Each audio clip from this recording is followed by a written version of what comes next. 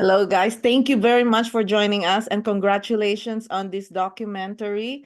And we didn't make it in Sundance this year. We usually go every year, but I saw that you participated in a panel called The Badass Women in the Philippines. So, how does it feel being called a badass woman? And what does it mean for you to be called a badass woman? I think that's for Maria. You first, Ramona. It's her film. I don't know. I guess, am I badass? I don't know. I just do my work, I just do my work, and I've been at it for a long time. So I guess, yeah, I guess getting it done is considering being badass, right? And especially in this industry, you get it done and you've done something. So yeah, I will. I accept it fully. And similar, Janet. First of all, I'm so looking forward to you and Ruben back to back. But like for me, I think there's generational. Language is liberating, and like if this had been like 40 years ago or 30, when did I become a journalist? I don't know if that's what a professional journalist would want to be called, you know. But um but the but the information ecosystem has changed so much, and Gen Z is very different from boomer. I'm the end of the boom, the in between. Certainly millennials are different, and then you have the alpha or generation alpha coming up now. So parang also that was a room full of of people of color. I mean, even that word was how do we define ourselves? I think everything is changing. And the aggressiveness of that, I think, is both aspirational and also kind of an acknowledgement of what we need to do to get things done. And Ramona, so why did you decide to make this documentary on Leni Robredo? And so it begins. And can you explain also the title change from This Is How It Ends to And So It Begins? Okay, so I'll take you to the origin story of the film. So when we rolled out 1,000 Cuts in 2020, right? We premiered here at Sundance in 2020. And then we had to roll out the film in the pandemic virtually. Maria and we did one of those virtual talks with you, right? So we did a lot of that over the 2020 and 2021. And people were always asking, well, how does it end? How does the film end? Because of course we added the epilogue of Maria getting convicted for cyber libel. So everyone wanted to know that. So in the midst of that, in 2021, Rainey Aronson Rath, who was executive producer of 1,000 Cuts at Frontline, said, why don't we do a follow-up of Maria? A 1 hour follow-up of Maria. Let's do that because people keep asking. So that was the intention. I went back to the Philippines in 2021 to start shooting. We didn't know if we could really shoot an entire film because super lockdown pa, right? 14 days of quarantine, social distancing. I had to house my crew. We had to be in a bubble, but that was really not possible because we were shooting outside. It's complicated. But we started filming Maria again. We picked up where we left off when we could because it was still COVID.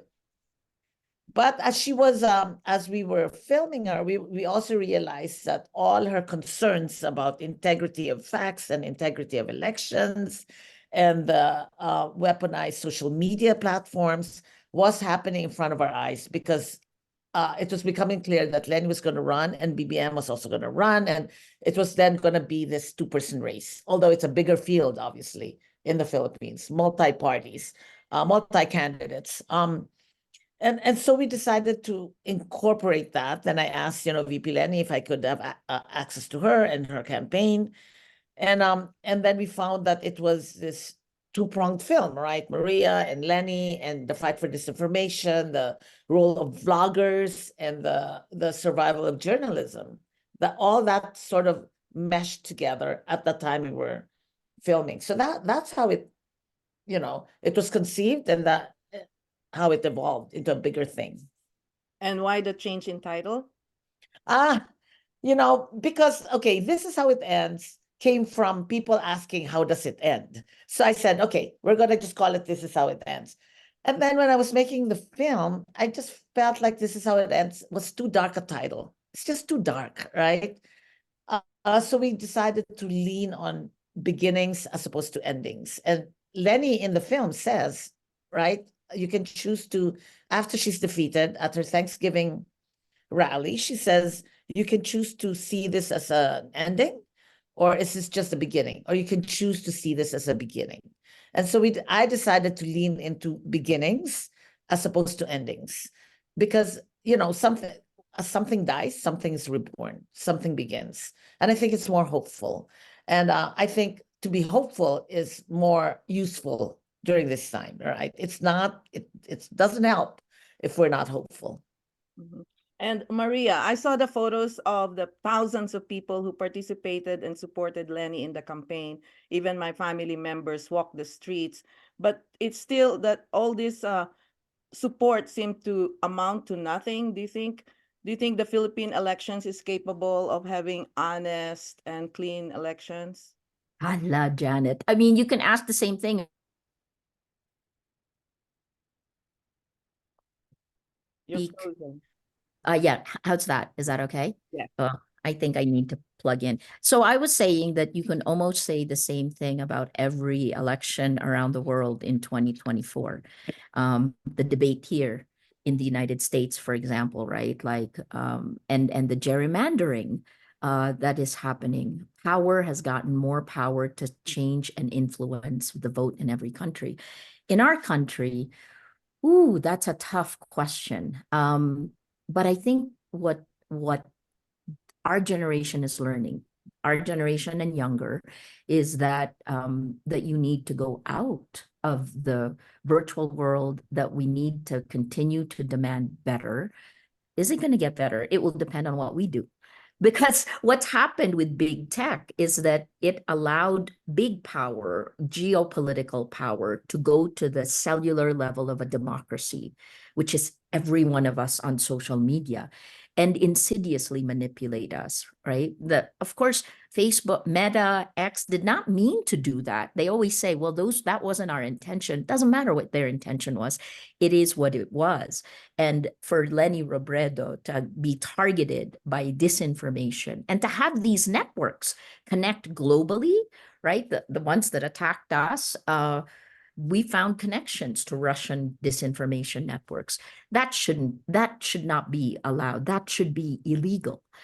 So these are some of the things we're fighting for. To win the battle in the Philippines, we need to fight the battle outside the Philippines that is not in our control, which is, that's where I've spent a lot of energy the last few years. At the EU, I've testified several times on the Democracy Action Plan, the Digital Services Act that rolled out last year. Here in the United States, you have all of the movements. There's several groups that I'm working with to try to put guide boundaries around big tech. And Rappler continues to use AI, generative AI. We were one of 10 groups that was chosen by OpenAI to work on how this large language model they have can be used for democratic consultations. Yeah, I didn't really take you to the Philippines, no? Are we going to see an end to private armed groups? Are we going to see an end to corruption? Are we going to see an end to block voting, to feudal patronage? Probably not. But can it evolve to be better? Will we demand better? I think we must, and we can't stop. Mhm. They're very good. And Ramona, I saw Leni Robredo at TOFA in New York, and she seemed very happy and contented with her foundation, Angat Buhay. What characteristics of Leni Robredo do you admire the most, and why? I think with Leni, with other politicians, you never know what you're going to get, right? With VP Leni, what you see is what you get, right? You really believe that what she's saying is the truth. In a way, she's as unfiltered as any politician can be, which I think was what really drew me to her. Mhm. And Maria, congratulations on your book, How to Stand Up to a Dictator. I think you should make another book like How to Stop a Generation of Dictators. Grabe, no?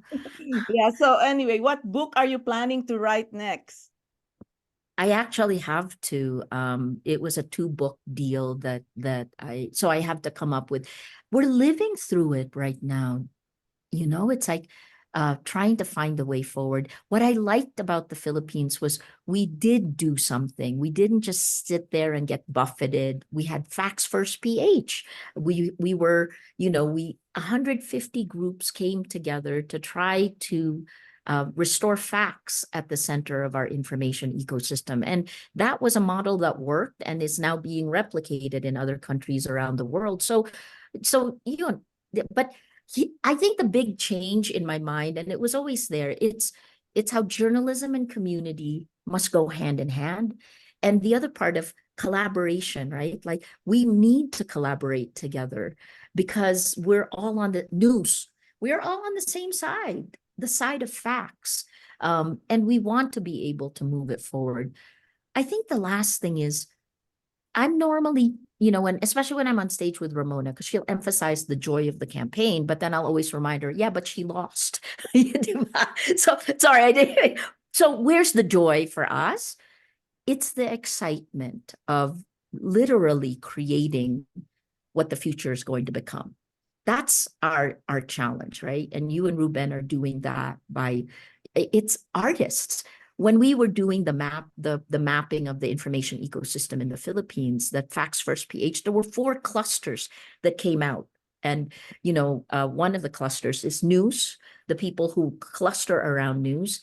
The second is art. The artists were all clustered together. The third was faith. And then the fourth were activists. So parang I'm looking forward to understanding how we can fight the kind of addictive, the attention economy, and how it's tried to use our biology against us, because we must. Otherwise, there's no way forward. So that's a kind of exciting in its way. Yeah. And Ramona, so what do you hope this documentary will instill among Filipinos and the future generation? Gosh, like I always say, I'm not prescriptive about what people come away with when I watch my films, because it always depends, right? On cultural context, the lens, how old you are. If you got up on the wrong side of the bed that morning and you're watching my film alone, it's so different. Or if you're watching it in a big theater, I hope people watch it in a big theater. It's meant to be seen in a big theater. As you saw, it's all this amazing shots of the crowds. But what I'm finding out here at Sundance is that I think it resonates.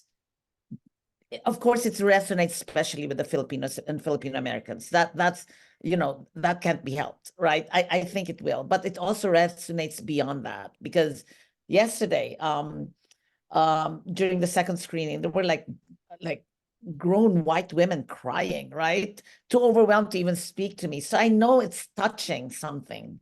It's touching beyond that. So there were the women, and then there, of course, the teenage Phil-Ams who were fangirling over Maria.